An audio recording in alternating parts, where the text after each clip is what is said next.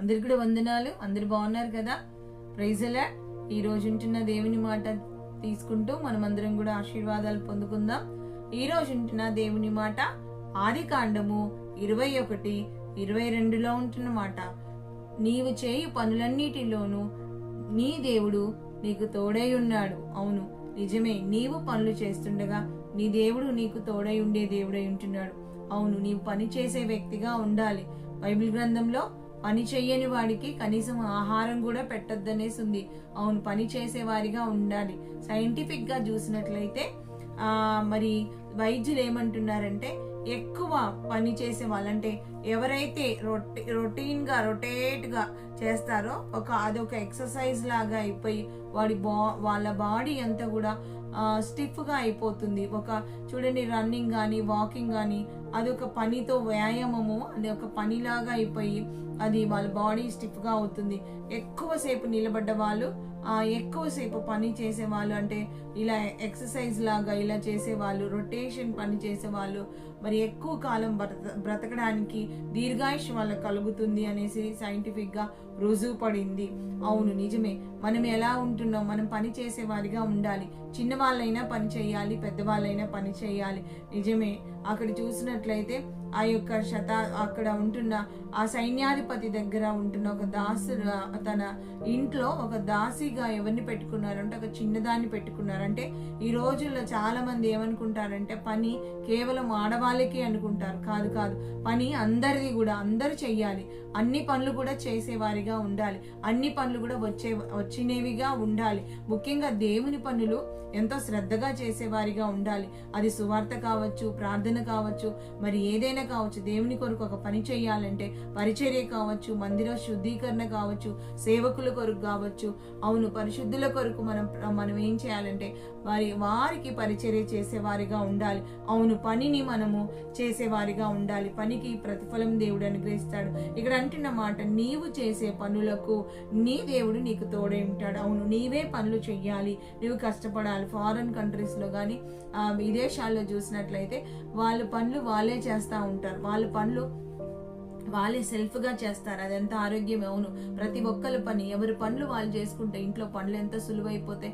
ఎవరి పనులు వాళ్ళు చేసుకుంటే ఇంట్లో ఎంత కష్టం లేకుండా ఉంటుంది. ఈ రోజు పనుల గురించి మాట్లాడుతున్నావు.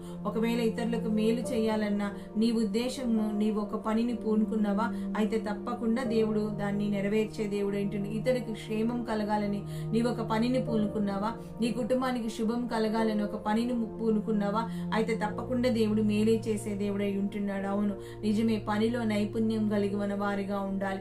ఎవరైతే పనిని చేస్తారో, ఎవరైతే పనిలో నైపుణ్యం కలిగి ఉంటారో వారిని దేవుడు మరి రాజుల ఎదుట నిలబెట్టే దేవుడు అంట. సామెతల్లో ఆయన అంటున్నాడు. అవును, నీవు ఎక్కడ ఉండాలంటే నీ పనితనాన్ని బట్టి అనేకులు నిన్ను గుర్తించేటట్లు, నిన్ను గొప్ప చేసేటట్టు, నిన్ను గురించి ప్రశంసించేటట్టు మరి దేవుడు చేస్తాడంట. నీవు నమ్మకంగా చేసేవారిగా ఉండాలి. ఎవరు పని చేస్తారు? చాలా మంది ఏమనుకుంటారంటే, ఏదైనా పని చెప్తే నేనెందుకు చేస్తాను, నేనేమన్నా పని మనిషినా అంటారు. లేదు లేదు, అసలు అలాంటి మాటే అనకూడదు, అలాంటి మాటలే రాకూడదు. నీవే చెయ్యాలి. ఎంత పని చేస్తే అంత ఆరోగ్యం, ఎంత పని చేస్తే అంత ఆయుష్, ఎంత పని చేస్తే అంత ఆశీర్వాదం అన్న విషయాన్ని ఎప్పుడు మర్చిపోవద్దు. పనిలో ఎప్పుడు కూడా పని అంటే భయపడే వారిగా ఉండొద్దు. పనిని చూసి భయపడే వారిగా ఉండొద్దు. పనే నిన్ను చూసి భయపడేటట్టుగా ఉండాలి. అవును, వామ్మో వీడు పని చేస్తే ఇంకా నా పనే అయిపోయిందని పని పారిపోవాలంట. అవును, నిజమే. ఈ రోజు మరి చూసినట్లయితే చాలా మంది పనులలో మరి ఎంతో విసుగు చెందేవారిగా, పనులంటే పక్కన పెట్టేవారిగా, పనులంటే పోస్ట్ పోన్ చేసేవారిగా, పనులంటే మరి చిరాకు పడేవారిగా, పనులంటే కోపపడేవారిగా ఉంటారు. ఈరోజు చూసినట్లయితే దేవుడు నీతో నాతో మాట్లాడుతున్నాడని ఏమంటే, నీవు పనులు పూనుకోవాలి. నీవు పనులు పూనుకుంటే దేవుడు నీకు తోడై ఉంటాడంట. అవును, ఈ రోజుల్లో చాలా మంది సోమరితనం ఎక్కువైపోయింది. పనులు చెయ్యరు కానీ పెత్తనాలు చేస్తారు. పనులు చెయ్యని కానీ రకరకాల విమర్శలు చేస్తూ ఉంటారు. పనులు చెయ్యరు కానీ అందుకని అంటా ఉంటారు కదా, చూసేటోడికి ఏం తెలుస్తుంది, మోసేటి కావిడి బరువు. కావిడి బరువు తెలియాలి అంటే వాళ్ళు మోస్తే తెలుస్తుంది. నిజమే. ఈ రోజు మరి నీవే పని అయితే పెట్టుకొని ఒకవేళ నాకు ఎవరు సహాయం లేదు, నన్ను ఎవరు పట్టించుకోవట్లేదు అనుకుంటున్నావో, నీ దేవుడు నీకు ఒకవేళ మనుషులు ఒకవేళ సహాయం చేస్తే ఆ పని ఒకవేళ కంప్లీట్ కాకపోవచ్చు, ఆ పని పూనుకొని కూడా అది ఇన్కంప్లీట్ అయిపోవచ్చు. నిజమే. ఏ పనిని నువ్వు పూనుకున్నావో, ఏ మంచి పనిని పూనుకున్నావో, ఏ మేలుకరమైన పనిని పూనుకున్నావో, ఏ శుభకరమైన పనిని పూనుకున్నావో, ఏ సహాయకరమైన పనిని పూనుకున్నావో ఆ విషయాలలో దేవుడు తప్పకుండా మేలు చేస్తాడు. అందుకే ఆయన అంటున్న మాట చూసినట్లయితే మొదటి తెస్సలోనికలు 1:4-12 చూసినట్లయితే మీ చేతులతో పని చేయుట యందును ఆశ కలిగి ఉండుట వలననియు మిమ్మును హెచ్చరించుచున్నాను. మీ చేతులతో పని చేయాలని మీరు ఆశ కలిగి ఉండాలి. అంతకంటే ముందు చూసినట్లయితే మీరు ముసలమ్మ ముచ్చట్లు పెడుతూ విమర్శిస్తూ వాళ్ళలా వీళ్ళలా చేశారు, వీళ్ళు చేపట్టాలింది, వాళ్ళు చేపట్టాలైంది అనేసి విమర్శించే వారిగా కాకుండా నీ చేతులతో నీవు పని చేయాలని ఆశ కలిగి ఉండాలని పౌలు భక్తుడు హెచ్చరిస్తున్నట్టుగా ఇక్కడ చూస్తున్నాం. అవును, నీ చేతులతో పనిచేసే వ్యక్తిగా ఉండాలి. ఇంట్లో ఉంటే ఒక్కరే కాదు చేసేది, అందరూ కూడా చెయ్యాలి, అందరూ కూడా పూనుకోవాలి, అందరూ కూడా మరి పని చేసేవారు. ప్రియా చెల్లి, తమ్ముడు, అక్క, అన్న, మరి పని చేస్తున్నారా? మీరు ఇంట్లో పని చేసే వారిగా ఉంటున్నారా? మమ్మీకి యవనస్తులుగా ఉంటున్నవారు అమ్మ నాన్నలకు, మమ్మీ డాడీకి పని చేసి కొంచెమన్నా హెల్ప్ చేయగలుగుతున్నారా? చదువుతున్నారని కొంతమంది చూడండి, ఏమన్నా అన్నారనుకో, దేవుడు కూడా అంటున్నాడు. ఏమని అంటున్నాడంటే, పని చెప్తే వీళ్ళు అంటారంట, మేము చదువుకుంటున్నాం, మేము చదువుకోవాలి, మాకు చాలా రాసుకునేది ఉంది, మాకు చాలా హోంవర్క్ ఉంది, మాకు చాలా ప్రాజెక్ట్ వర్క్ ఉంది అనేసి రకరకాల మాకు ఎగ్జామ్స్ ఉన్నాయి అనేసి పని విషయంలో తప్పించుకుంటారు. అవును, అది ఎంత మాత్రం ఆశీర్వాదం కాదు. నీవు కుటుంబానికి విలువనివ్వాలి, నీ పనికి కూడా విలువనివ్వాలి. కంటిన్యూషన్ గా చదివినా నీకు జ్ఞానం రాదు, నువ్వు కొంచెం గ్యాప్ తీసుకోవాలి. అవును, ఈ రోజు మరి దేవుడు నీతో నాతో మాట్లాడుతుండగా నీవు నేను కూడా ఎలా ఉన్నామని మనం మరి సరి చేసుకునే వారిగా ఉండాలి. పనిలో మరి పనిని చేసే వారిగా ఉండాలి. ఏ పని అంటే మనము అన్నిటికంటే ముఖ్యమైనది దేవుని పని చేసే వారిగా ఉండాలి, దేవుని కొరకు నిలబడే వారిగా ఉండాలి, మందిరం కొరకు నిలబడే వారిగా ఉండాలి, పరిచర్య కొరకు నిలబడే వారిగా ఉండాలి, ప్రార్థన కొరకు నిలబడే వారిగా ఉండాలి, కుటుంబం కొరకు నిలబడే వారిగా. ఎవరైతే దేవుడి కొరకు నిలబడతారో వారు ఆటోమేటిక్ గా కుటుంబం కొరకు నిలబడతారు. దేవుడి పని చేసేవారు, మందిరంలో పని చేసేవారు, పరిచర్యలో పనిచేసే సేవకుల దగ్గర పనిచేసేవారు ఇంట్లో కూడా ఎంతో బాగా పని చేయగలుగుతారు, ఎంతో బాగా పని నేర్పడతనం కలిగి ఉంటారు. అవును, బెసలేలు గురించి చూసినట్లయితే మరి అక్కడ బెసలేలు విషయంలో చూసినట్లయితే నిర్గమకాండం 35-31 చూసినట్లయితే బెసలేలు మరి బంగారం విషయంలో, మరి వెండి విషయంలో, మరి ఇత్తడి విషయంలో, అన్ని విషయాలలో కూడా మంచి పనితనము నేర్పరితనం కలిగిన వాడు, విచిత్ర పనులు చేసేవాడంట. అవును, నిజమే, విచిత్రమైన పనులు చేసే అంత జ్ఞానం దేవుడు బెసలేలుకు అనుగ్రహించినాడు. అవును, నువ్వు పని చేస్తే బెసలేలు లాగా పని చేయాలి. మరి ఇక్కడ చూసినట్లయితే లూకాసు వార్తలో 10:40 మరి మార్త విస్తారమైన పని పెట్టుకొని విసిగి చెందిపోయిందంట. అవును, నీకు పనిలో విసుగుదల ఎందుకు వస్తుందంటే విస్తారంగా ఒక్కసారి అన్ని పెట్టుకోకుండా ఒక షెడ్యూల్ అనేది, పనికి ఒక షెడ్యూల్ వేసుకోవాలి, ఒక ప్రణాళిక కలిగి ఉండాలి. ఏది ముందు ఏది వెనక, ఏది అవసరం ఏది అవసరం లేదు, ఏది ముఖ్యం ఏది ముఖ్యం లేనిది అనేది మనం ఒక షెడ్యూల్ వేసుకోవాలి. అది ఇంటి విషయమైనా, బయట ఆఫీస్ విషయమైనా, మన వ్యవసాయమైనా, లేకపోతే సొంత పని అయినా, అది ఏ పనైనా కావచ్చు, లేకపోతే అది వ్యాపారమైనా ఒక షెడ్యూల్ అనేది వేసుకోవాలి. అవును, అది అప్పుడు చక్కగా అది నిర్వర్తించబడుతుంది. ఇద్దరు అన్నదమ్ములు బిజినెస్ చేయటం నేను చూశాను. ఒక అన్న ఏమో ఎప్పుడు కనపడడు. ఎందుకు అంటే ఆ అన్న డ్యూటీ ఏంటంటే అన్నీ కూడా సమకూర్చడం, దూరంగా వెళ్ళి ఎక్కడ తక్కువ దొరుకుతాయి, ఎక్కడ మంచిగా దొరుకుతాయి అనేసి దూరంగా వెళ్ళి ఆ షాప్లోకి అన్ని ఏది గుండు పిండితో సహా ఇంకా ప్రతిదీ కూడా పైన ఎంత అవసరమైంది ప్రతిదీ ఏది కూడా లేదనుకుండా ఆయన ఎక్కడైనా పోయి తెచ్చడం అన్న వంతు.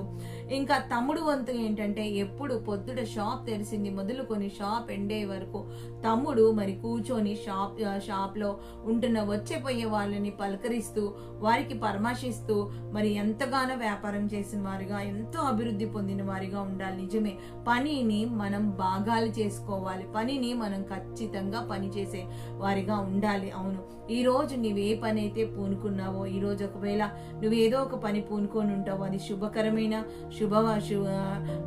శుభకరమైన పని కావచ్చు, సహాయకరమైన పని కావచ్చు, మేలుకరమైన పని కావచ్చు. ఏ పని పూనుకున్నా కానీ మరి ఏది కూడా నువ్వు చేసినా కానీ దాంట్లో సఫలత దేవుడు అనుగ్రహించాలంటే దేవుడు మరి తోడుగా ఉన్నప్పుడు ఆ పనిలో ఏముంటుందంట, నీవు చేయి పనులను, అంటే నువ్వు పని చేసే వ్యక్తిగా ఉండాలి, మోకరించే వ్యక్తిగా ఉండాలి, ప్రార్థన చేసే వ్యక్తిగా ఉండాలి, శారీరకంగా పని చేయాలి, ఆత్మీయంగా కూడా పని చేయాలి. మరి అట్టి కృప దేవుడు అనుగ్రహించులాగున. ఒకవేళ నీ పని శారీరకంగా మాత్రమే ఉంటే అది ఆశీర్వాదం కాదు, ఆత్మీయంగా కూడా పని చేసే వ్యక్తిగా ఉండాలి, ఆత్మకు ప్రాముఖ్యత ఇచ్చే వ్యక్తిగా ఉండాలి. వాక్యం చదవడం, అంతేకాకుండా మరి ప్రార్థన చేయడము, అంతేకాకుండా సువార్త చెప్పడము, అంతేకాకుండా ఉపవాసం ఉండడం ఆత్మలో మరి వర్ధిల్లడానికి ఎంతగానో ప్రయాసపడుతుంది. కనుక మనమందరం కూడా ముందుకొస్తూ మరి దేవుడు ఏ పనినైతే నీకు అప్పచెప్పాడో ఆ పనిలో నువ్వు నమ్మకంగా ఉండాలి. అది నీ ధన్యత, నీ భాగ్యం అని ఎంచాలి.